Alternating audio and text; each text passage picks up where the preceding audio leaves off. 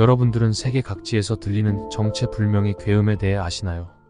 영어로는 스트레인지 사운드, 한국에서는 하늘에서 지진이 일어나는 듯한 소리가 난다고 해서 천진이라 불리는데, 꽤 오래 전부터 전 세계에 어디서든 알 수 없는 괴기한 소음이 들린다는 보고가 있어 왔습니다. 나팔을 부는 듯한 소리가 나기도 하고 괴생명체의 울음소리 같기도 한 이 괴음은 다른 미스터리와 다르게 많은 사람들이 동시에 경험했습니다. 괴음의 소리가 처음 들린 것이 언제인지는 알 수 없지만 세계적으로 주목받기 시작한 것은 2010년대 이후였죠. 보통은 한 지역에만 소리가 들리니 사람들은 괴담이나 음모론 정도로 생각했습니다. 하지만 2012년에 여러 나라에 동시다발적으로 울려 퍼지는 괴음의 영향으로 전 세계 사람들은 이 소리에 주목하기 시작했습니다. Oh, this is it. Maybe it wasn't 2012, it was 2013. Fucking hell. Alright, okay. It's not an animal, is it?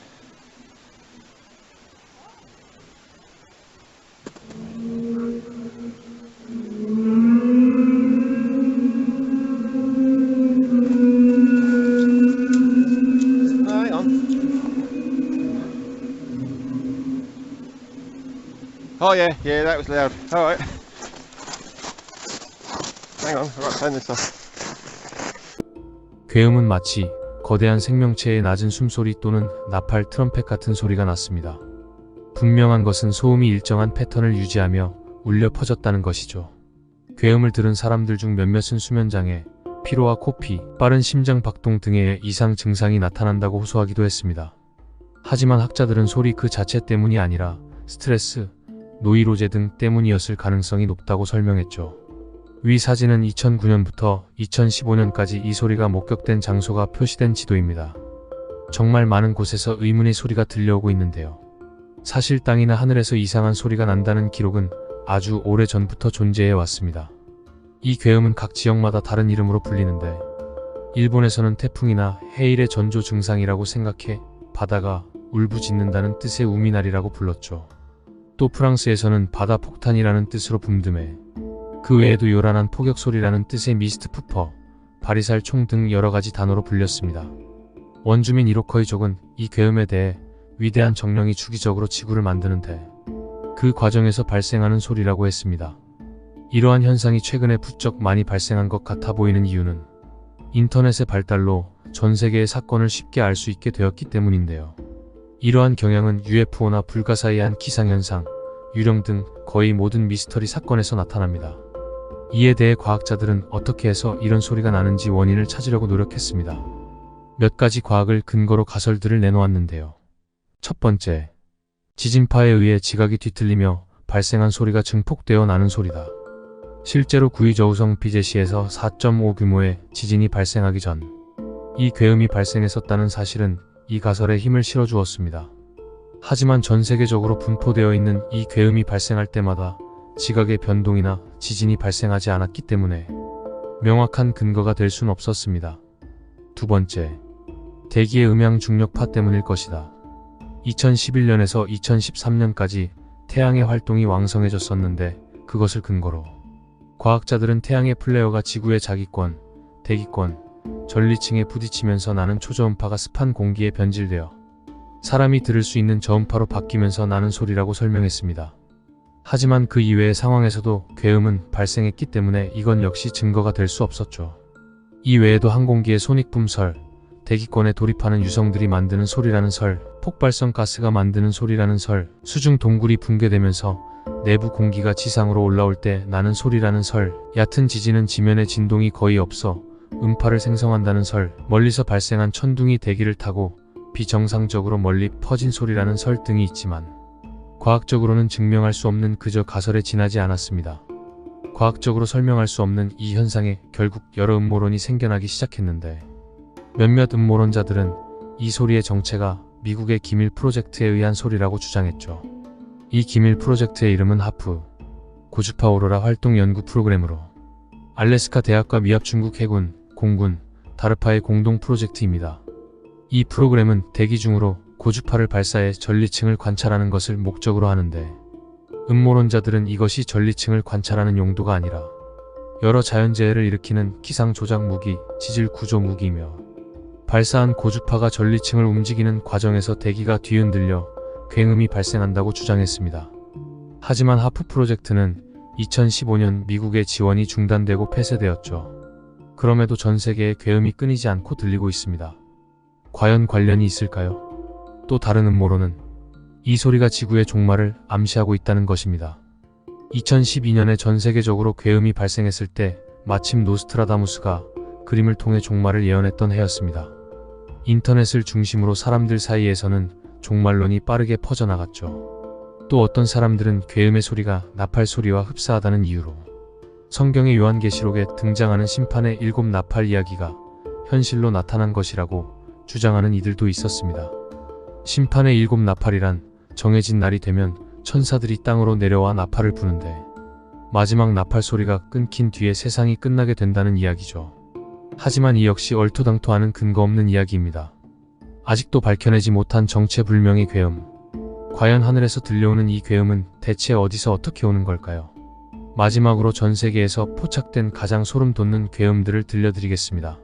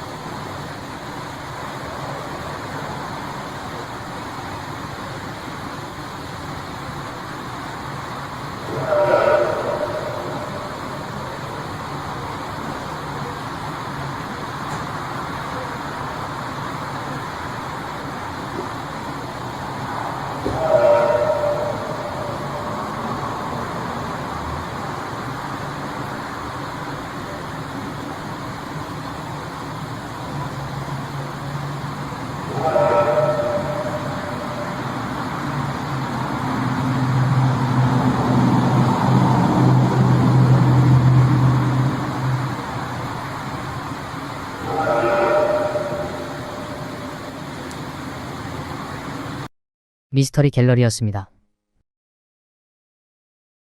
지구가 아닌 다른 곳에도 생명체가 존재할 수 있다고 생각하시나요? 우주와 블랙홀에 대한 연구로 유명한 스티븐 호킹 박사는 이 물음에 이렇게 대답했습니다. 수학적으로 볼 때 우주에는 많은 은하와 별들이 존재하며 이들 중에서도 외계 생명체가 존재할 확률이 높다. 그러나 어떤 형태의 생명체들이 있을지는 아직 알 수 없다. 그리고 이 말을 덧붙여 했죠. 외계 문명과의 접촉에 대해 지구보다 수십억 년 앞선 기술을 보유하고 있을 수 있으니 주의해야 한다고 말입니다. 하지만 외계인은 이미 지구에 방문하고 있다고 주장하는 사람들이 있습니다. 그들이 증거로 내세우는 것은 바로 UFO인데요. UFO가 실존한다고 믿는 사람들은 매우 적습니다. 하지만 합성이나 조작이 아니라고 밝혀진 UFO가 있다면 어떨까요? 놀라운 것은 미국 정부와 나사도 인정한 UFO 사례가 여러 존재한다는 것입니다. 그에 대해 알아보자면 첫 번째, 1991년 나사 디스커버리 UFO 영상. 1991년 우주왕복선 디스커버리어가 우주를 촬영한 모습이 공중파로 생중계되고 있었습니다. 그런데 생중계 도중 이상한 것이 찍히게 되는데요. 그로 인해 방송은 중단되게 됩니다. 대체 무엇 때문에 방송을 중단한 것일까요? 1991년 9월 15일 밤 8시 30분경 미국 메릴랜드주 나사가 대기권 밖 우주의 모습을 우주왕복선 디스커버리어를 통해 제공하는 스페이스 랜드스케이프 프로그램이 생방송으로 중계되고 있었습니다. 반응은 뜨거웠고 생방송으로 전해지는 우주의 모습에 사람들은 신기해하고 놀라워했죠. 그런데 방송을 시작하고 얼마 지나지 않아 충격적인 일이 벌어집니다. 실시간 우주 영상에 3대 이상의 움직이는 금속 비행 물체들이 포착된 것인데요. 더 놀라운 것은 한 비행 물체가 지구의 대기권으로 들어가려고 하는 것이 보였는데 그 순간 지구에서 날아온 것으로 보이는 반짝이는 섬광 한 줄기가 발사된 것이었죠. 이를 감지한 비행 물체는 급하게 방향을 틀어 속도를 높이며 다른 곳으로 도망치듯 화면 밖으로 사라졌습니다. 이 모든 상황은 중계를 타고 전 세계에 그대로 노출되게 되죠. 방금 상황은 일반인들이 보아도 비행 물체가 지구로 접근하다가 지상에서 발사된 무기를 피해 도망가는 것처럼 보였습니다. 그 직후 나사의 디스커버리오는 K밴드 주파수를 암호화된 주파수로 바꿔 영상 전송을 급하게 중단해버리게 되죠. 반짝인 것이 대체 무엇인지는 모르겠지만 아마 조금만 더 빨랐다면 미확인 비행 물체를 격추시킬 수 있었을 것으로 보였죠.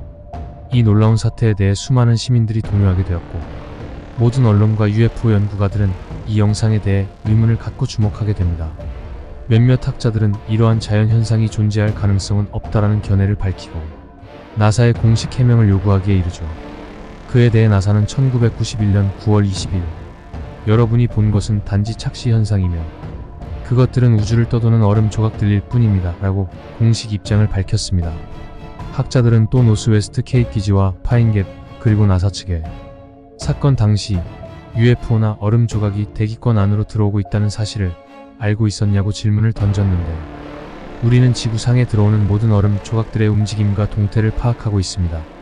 라는 답변과 함께 오늘날까지 일반인이 볼 수 있도록 공개했던 모든 영상을 다시는 공개하지 않겠습니다. 라는 답변을 받았다고 합니다. 하지만 미국의 네브라스카 대학의 교수 잭 캐셔는 나사의 발표를 부정하고 이렇게 말했습니다. 문제의 영상 속 미확인 비행 물체는 마하 285가 넘는 속도로 날던 UFO가 틀림없다.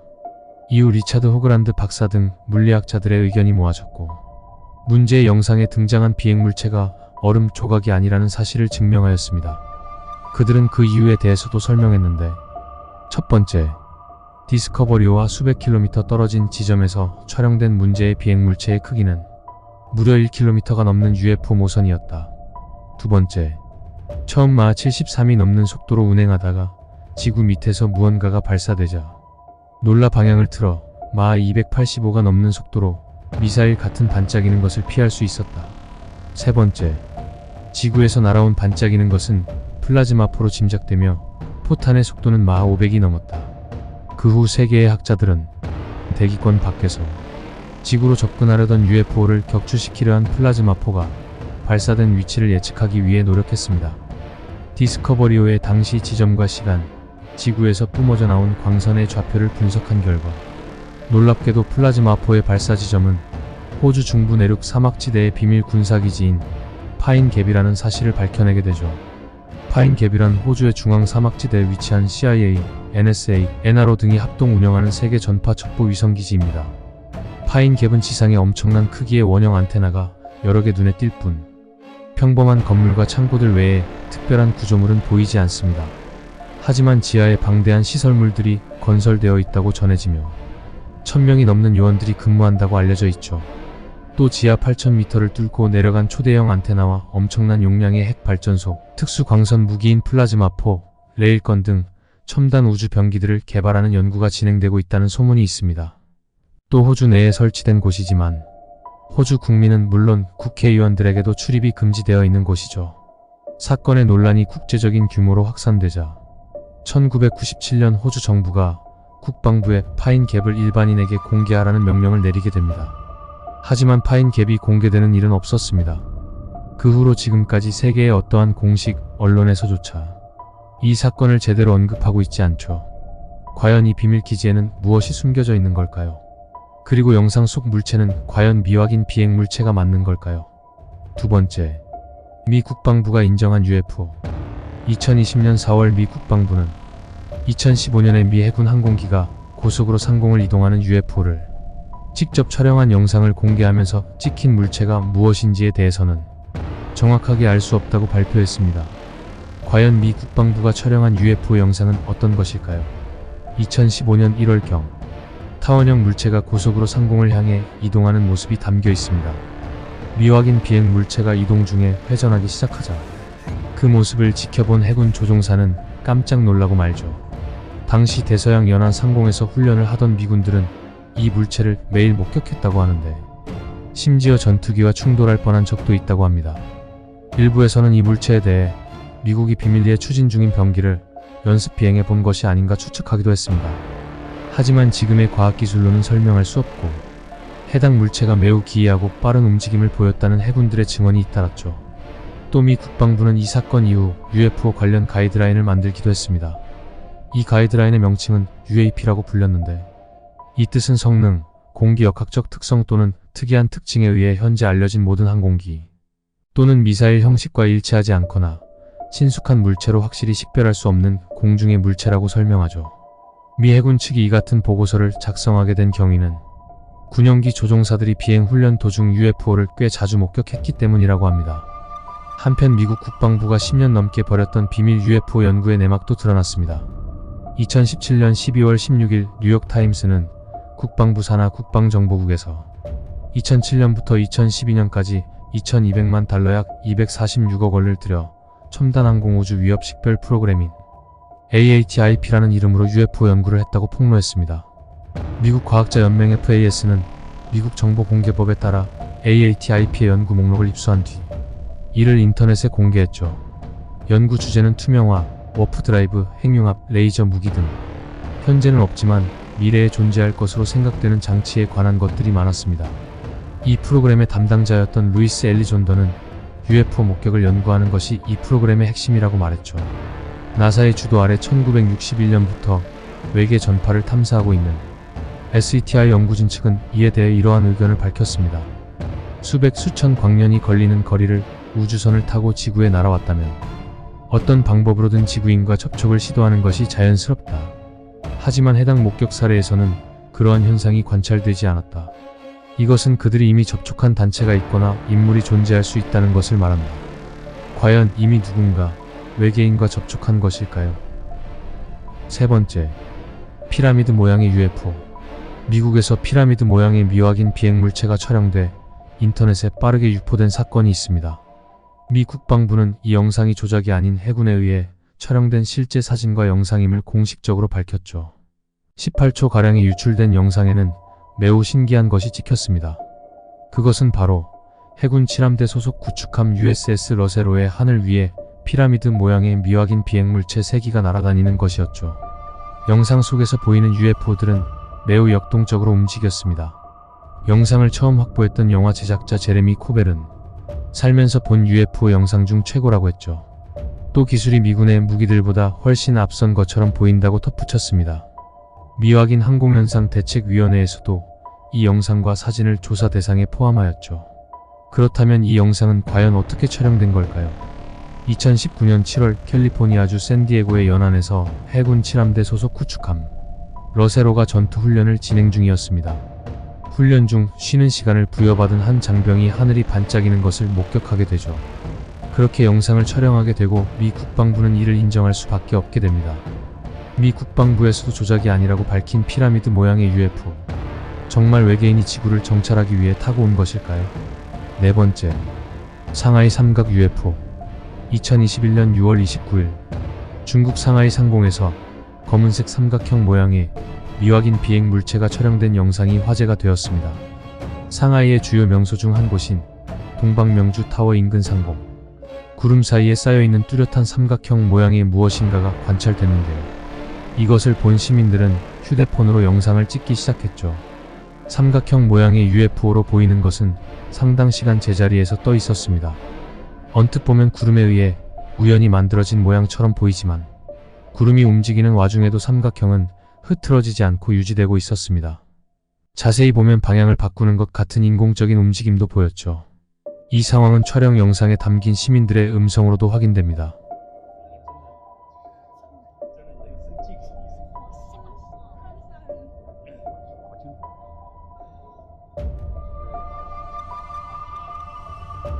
최소 4명 이상의 시민들이 야외에 있다가 우연히 이 같은 상황을 관측하게 된 것으로 추정되는데 그들은 촬영했냐며 신기하다고 하는 등 흥분을 감추지 못했죠. 이 2분가량의 영상은 현지 매체와 SNS를 통해 퍼지며 이 삼각형 물체에 대해 정체를 둘러싸고 논란이 벌어지고 있습니다. 일부 네티즌들은 많은 사람이 지켜보고 있다는 것을 유추할 수 있는 사람들의 목소리가 들리고 영상의 길이가 2분이나 된다는 점, 또 영상이 일관되어 있어 위조된 것 같지는 않은 것으로 보인다라며 놀라움을 표시했습니다. 이것은 가장 뚜렷하게 나온 UFO 영상이 확실하다는 의견이 많았죠. 하지만 그와 반대되는 의견들도 제기되었는데요. 영상을 본 한 네티즌은 이렇게 말했죠. 건물의 경관 조명이 구름에 반사된 것에 불과하다고 말입니다. 앞에 설명한 러세로에서 찍힌 미 국방부가 인정한 UFO와 모양이 매우 흡사해 보입니다. 과연 이 삼각형 모양의 구름에 비친 것은 UFO일까요? 아니면 시민들도 속인 착시 현상일까요? 현재 미국 내 UFO에 대한 관심은 그 어느 때보다도 뜨겁습니다. 그 열기는 미국을 넘어 전 세계로 퍼져나가고 있죠. 대다수의 시민들은 아직 UFO의 존재를 그저 우스갯소리 정도로 생각합니다. 하지만 각국의 기관들은 공통되게 주장하고 있습니다. 그것은 명확히 존재하며 확인 가능한 위협이라고 말이죠. 미스터리 갤러리였습니다.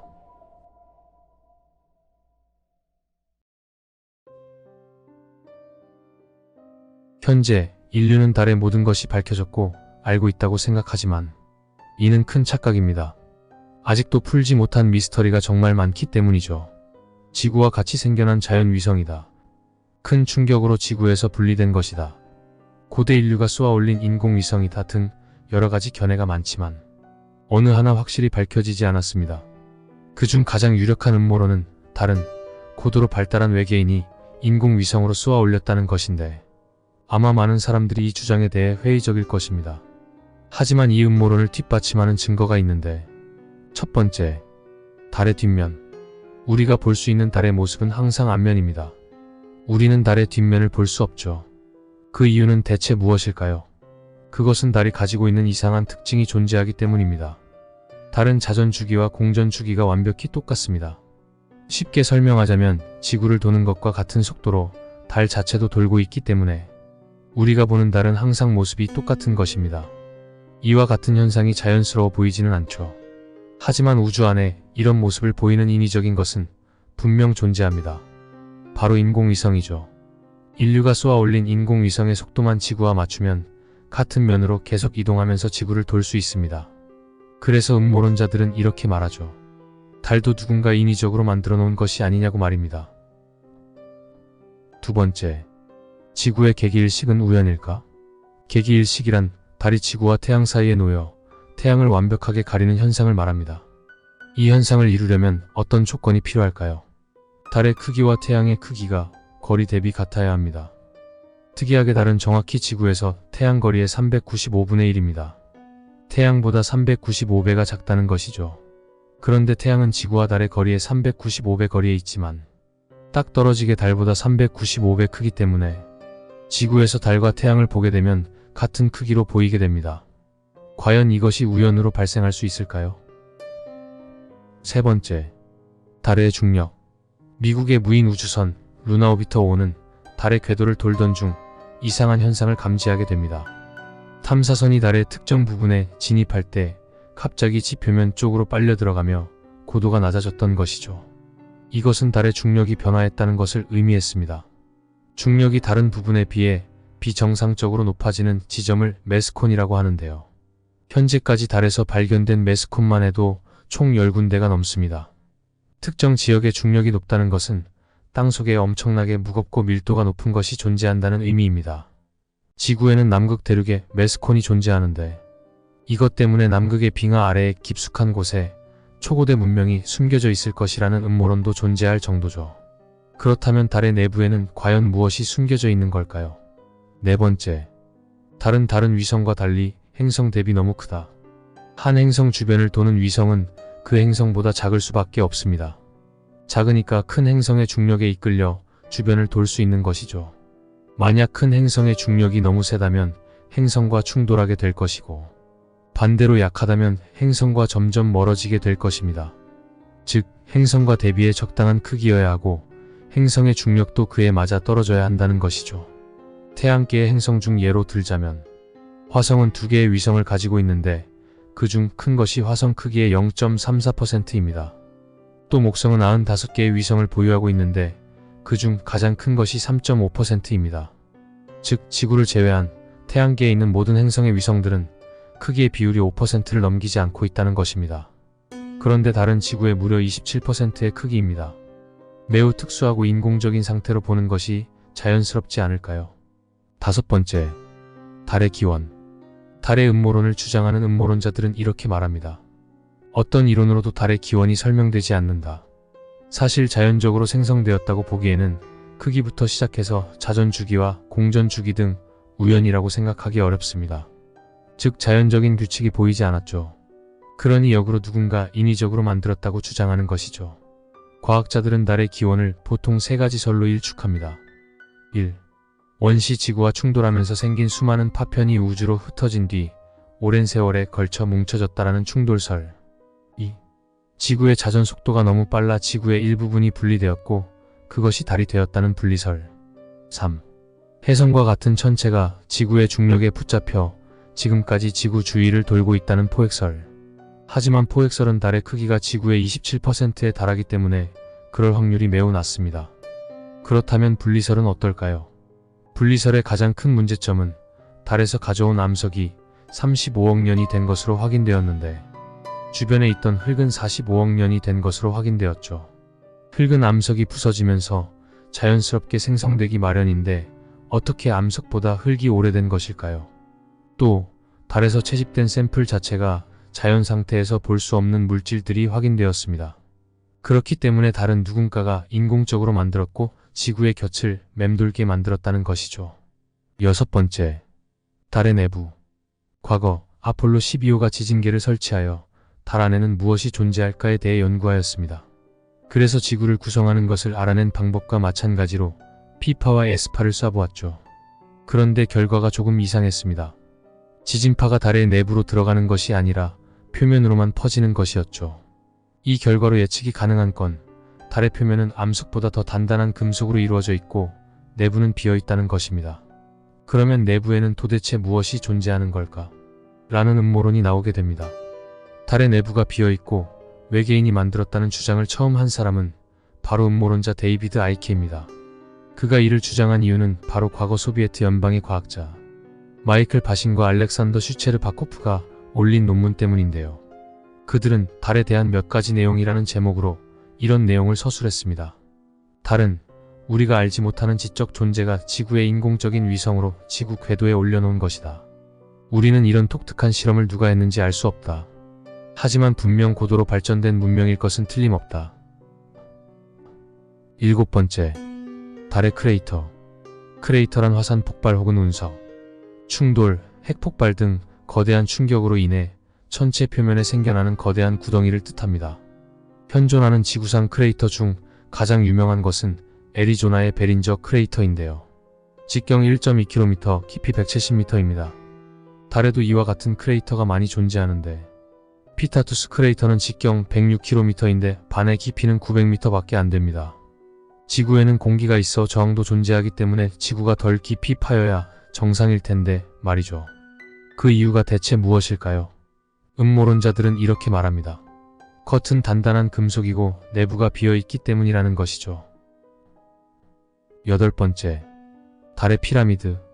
2020년 11월 외계 생명체 연구자이자 유명한 음모론자인 스콧 워링은 달 표면에서 피라미드처럼 보이는 구조물을 발견했다고 주장했습니다. 그는 UFO의 증거를 찾는 목적으로 UFO 사이팅즈 데일리라는 웹사이트를 운영 중이었는데 거기에 나사의 달 정찰 궤도선 카메라 에라로시로 촬영한 이미지 중 일부를 공개했죠.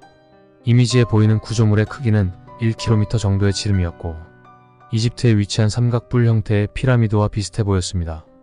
스콧은 이 피라미드에 부서진 것으로 보이는 부분이 피라미드로 들어가는 입구일 것이라고 주장했죠. 이에 대해 나사는 해당 물체가 달 표면에 실제로 존재하는 것은 사실이지만 인공물이 아닌 자연적인 퇴적물로 보인다고 보도했습니다. 하지만 이것이 끝이 아니었는데요.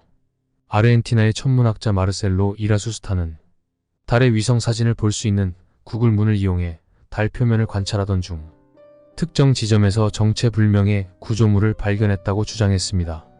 200m 높이에 우뚝 솟은 것은 피라미드와 상당히 비슷해 보였죠. 마르셀로는 구조물이 발견된 주변 지형이 평탄하고 산맥이 존재하지 않는 것으로 볼 때 인공물일 확률이 매우 높다고 했습니다. 하지만 몇몇 사람들은 이것이 구글 문 프로그램에서 발생한 렌더링 오류일 뿐이라고 했죠. 이에 대해 나사는 별다른 입장을 발표하지는 않았습니다. 과연 달은 먼 옛날 고도로 발달한 외계 문명이 지구를 감시하기 위해 쏘아 보낸 인공 천체인 걸까요? 미스터리 갤러리였습니다.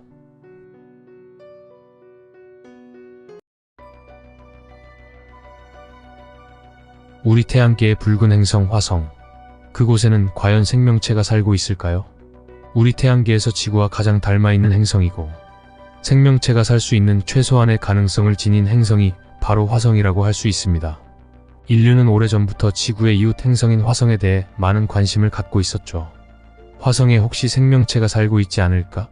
또는 화성에서 인류가 살 수 없을까 하는 호기심을 갖고 이미 17세기 때부터 화성을 망원경으로 관찰하는 등 화성에 대해 지대한 관심을 가져왔습니다.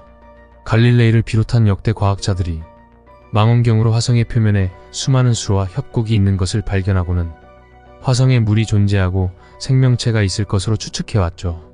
화성에 생명체가 존재하려면 기본적으로 물과 산소가 존재해야 합니다.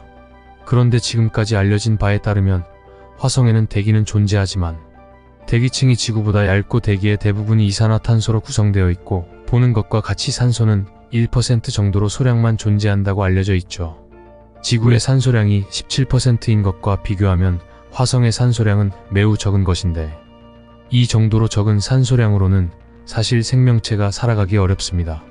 생명체가 살 수 있는 또 다른 요소는 바로 물인데 화성의 표면에는 수많은 계곡과 수로들이 존재하고 있습니다. 이것은 과거 오래전에 화성에 강이나 바다, 호수 같은 물이 존재했었다는 증거가 되고 있죠. 과거 오래전에 화성에 존재했던 강과 바다, 호수의 물들이 어떤 이유로 인해서 어느 순간 갑자기 사라져버렸고 지금 같은 물이 없는 황무지가 되어버렸을지도 모르는 일입니다. 하지만 몇 년 전 화성 탐사선이 화성의 땅속에서 발견한 얼음으로 추정되는 것을 발견했고 조사 결과 산소와 수소의 결합의 결정체로 물이라는 것을 밝혀냅니다. 이로써 화성에는 물이 존재한다는 것이 증명된 것이죠.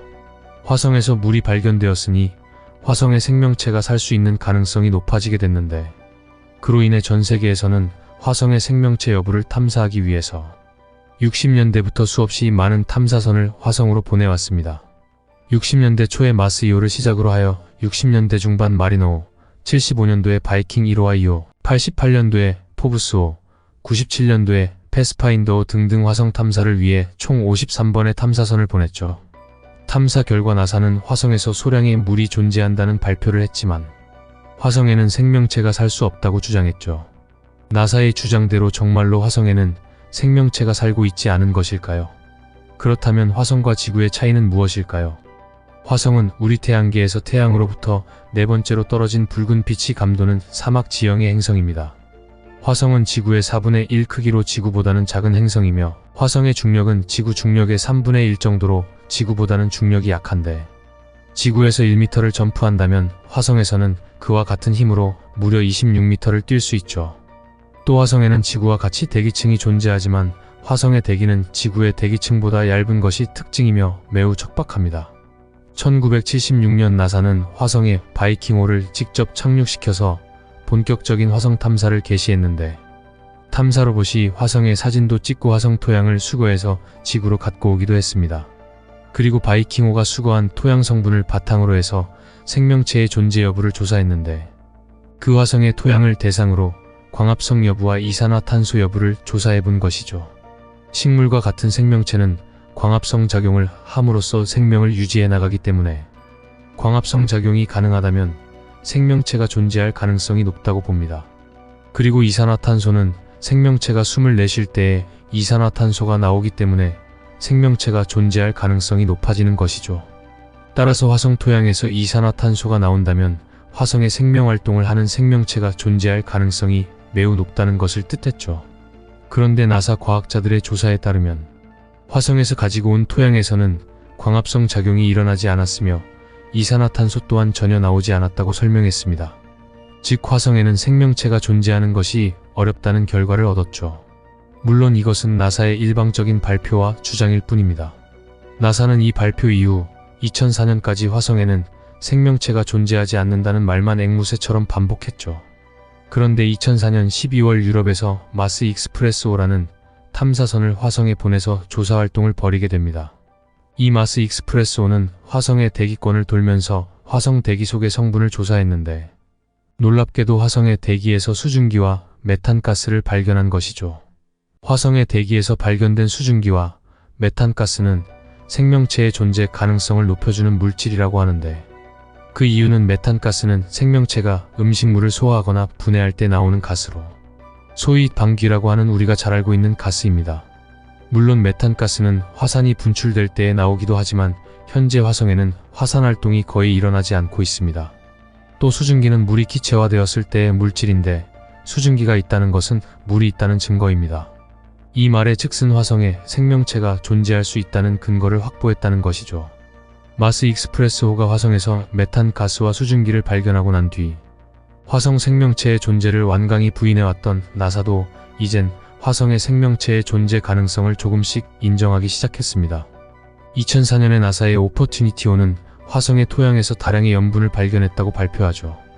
염분은 생명체가 생존하는 데 필수적인 성분이기 때문에 염분이 존재한다는 것은 생명체가 존재할 수 있다는 가능성을 시사했습니다.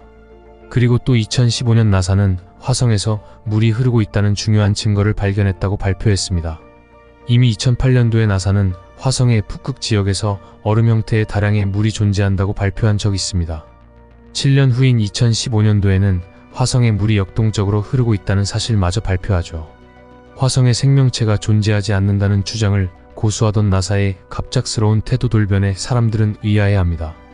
혹시 나사는 생명체의 존재를 이미 알고 있었지만 숨기고 싶었던 것은 아닐까요? 다른 기관의 탐사선에 의해 화성 생명체의 존재 여부가 밝혀지는 것은 싫었던 것이 아닐까요? 아무튼 오랫동안 화성에 대한 지속적인 탐사 활동을 통해서 새로운 사실들이 밝혀지고 있는데 결국 화성에 생명체가 살고 있을 가능성이 점점 높아지고 있는 것이 사실입니다. 이처럼 화성 탐사 활동을 통해서 물, 이산화탄소, 메탄가스, 과염소산염 등 화성에서 생명체가 사는데 필요한 성분들이 계속 발견됨에 따라서 화성에 생명체가 살고 있을 가능성이 확실시되고 있습니다. 그런데 화성에 과연 어떤 생명체가 살고 있을 것인가 하는 의문점이 들게 되는데요. 사실 화성 탐사선에서 보내온 사진들 속에서 화성 생명체의 존재의 단서를 확인할 수 있습니다. 현재까지 화성에는 20대가 넘는 탐사선들이 보내졌고 탐사선들은 수많은 화성 표면의 사진들을 찍어서 전송해 왔습니다. 그 화성 탐사선들이 찍어서 보내온 화성 표면의 사진들을 정밀하게 조사하고 분석해보면 화성 표면에서 매우 특이한 단서들을 찾아볼 수 있는데 아래 사진은 1976년도 바이킹호가 화성의 북반구 사이도니아 지역에서 찍은 인면함입니다. 인면함은 화성 사진 중에서 가장 유명한 사진인데 그 크기는 머리부터 턱까지의 길이가 무려 2.6km이고 양볼의 넓이는 1.9km, 땅에서부터 인면함까지 높이는 800m라고 합니다.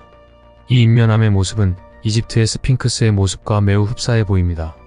음모론자들은 이렇게 거대한 크기의 인면함을 깎아서 형체를 만들 수 있는 생명체는 문명이 발달한 외계인 밖에 없다고 주장하고 있죠. 이 인면함의 모습이 이집트의 스핑크스의 얼굴의 모습과 비슷해 보이는 것은 우연의 일치일까요? 그 정답은 2005년 8월 12일에 발사된 화성 정찰 위성이 인면함을 고화질로 촬영하게 되면서 밝혀지게 됩니다. 고해상도로 촬영된 사진을 확인한 결과 화성 인면함이라고 불리던 것은 그냥 바위산이었고 그림자에 의해 사람 얼굴처럼 보였던 것으로 밝혀졌습니다. 앞의 인면함은 자연적으로 만들어진 것이라고 밝혀졌지만 또 다른 화성 생명체의 증거라고 불리는 사진들이 존재합니다. 이 사진은 화성 탐사선 스피릿이 2007년도에 찍은 사진인데요. 여성으로 보이는 조각상으로 보통 여성 조각상이라고 불리우는 유명한 사진입니다. 이 조각상은 풍화작용에 의해서 자연적으로 만들 수가 없을 정도로 아주 정교하고 인공적으로 조각한 것처럼 보이죠.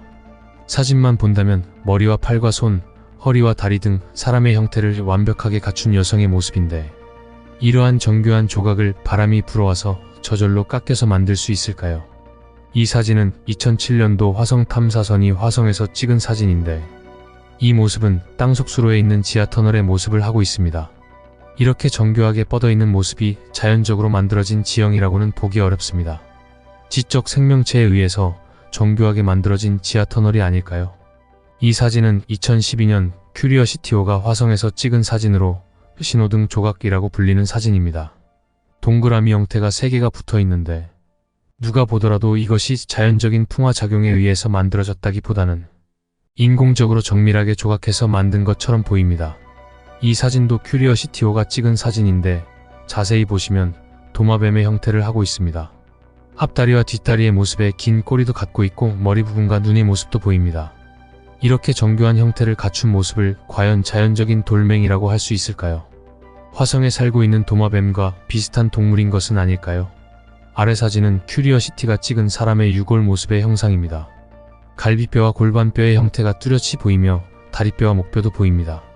아마도 화성에 살고 있는 외계인인 것은 아닐까요? 이 사진은 우리가 볼 수 없는 화성의 뒷면을 찍었다는 사진인데 나사가 공개하지 않은 비공개 사진을 해커가 해킹해서 공개한 사진이라고 주장했죠. 이 사진에 나오는 것은 꼭 식물처럼 보입니다. 화성에 생명체가 산다는 것을 밝히고 싶지 않은 나사가 이를 숨긴 것일까요? 또 화성 탐사선 큐리오시티가 찍은 사진에서 스콧 워닝은 화성에서 4발 달린 생물을 발견했고 그것은 털이 많은 거미 원숭이처럼 보인다고 설명했습니다. 그는 이 생명체가 보행 중에 찍힌 사진인데 긴 앞다리로 짧은 뒷다리를 들고 있다고 설명했죠. 이처럼 수많은 증거들이 자연적인 풍화로 인해 만들어진 자연지형물이라고 보기는 힘듭니다. 그렇다고 위 증거들이 화성에 생명체가 존재한다는 정확한 증거가 될 수도 없겠죠. 화성 생명체의 유무가 언제쯤 명확하게 밝혀질까요? 나사는 화성의 생명체의 유무를 이미 알고 있는 것은 아닐까요? 미스터리 갤러리였습니다. 외계인을 연구하는 사람들은 아주 오래전 고대 문명의 벽화나 유물, 기록 등에서 UFO와 외계인에 대한 내용을 찾아볼 수 있다고 주장합니다. 그중 우리나라는 세계적으로 가장 오래된 천문 기록을 가지고 있죠. 삼국시대부터 고려시대, 조선시대까지 매우 많은 천문 기록을 남기고 있는데요. 이들 대부분의 기록은 사실로 알려져 있고 이 기록들 중 상당수가 현대 천문학 연구에도 이용되고 있을 정도로 우리나라 천문 기록은 매우 사실적이며 순도 높은 기록입니다. 그래서 우리나라에도 UFO와 관련된 흔적이 꽤 많이 남아있죠. 우리나라의 여러 시대 중 유독 조선시대의 UFO의 기록들이 많은데 조선 왕조실록에서도 관련 기록이 존재하고 당대의 실학자들이 지은 각종 역사서에서도 많은 사례들을 찾아볼 수 있죠. 조선의 1대 왕 태조부터 제25대 왕 철종에 이르기까지 472년간의 역사를 연월일 순서에 따라 기록한 역사서 조선 왕조실록.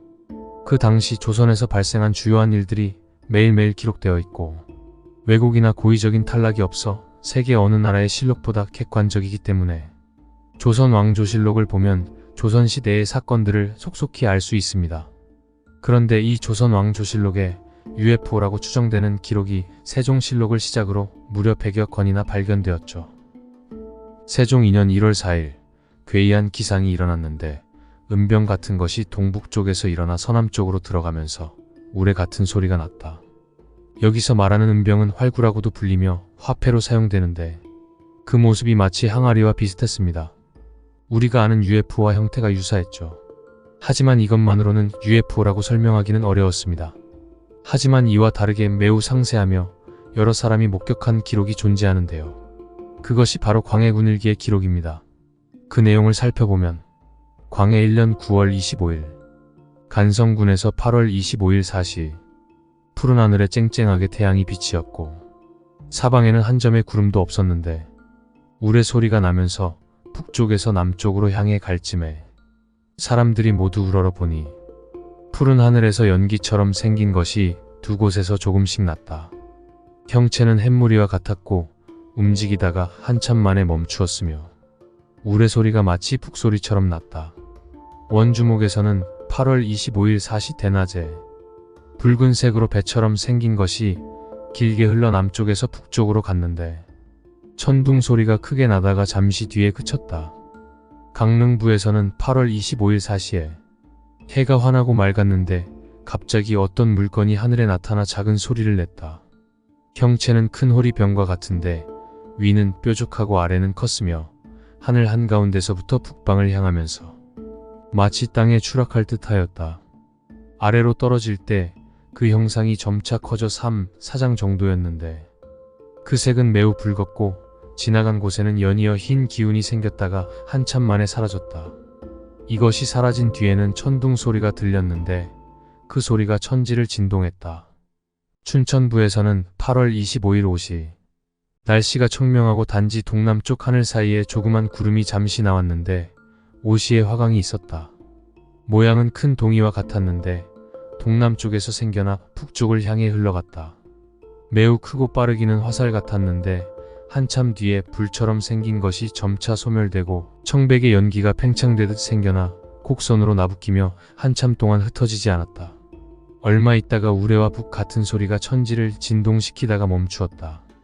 양양부에서는 8월 25일 미시에 품관인 김문희의 집들 가운데 처마 아래의 땅 위에서 갑자기 세숫대야처럼 생긴 둥글고 빛나는 것이 나타나 처음에는 땅에 내릴 듯 하더니 곧 한 장 정도 굽어 올라갔는데 마치 어떤 기운이 공중에 뜨는 것 같았다.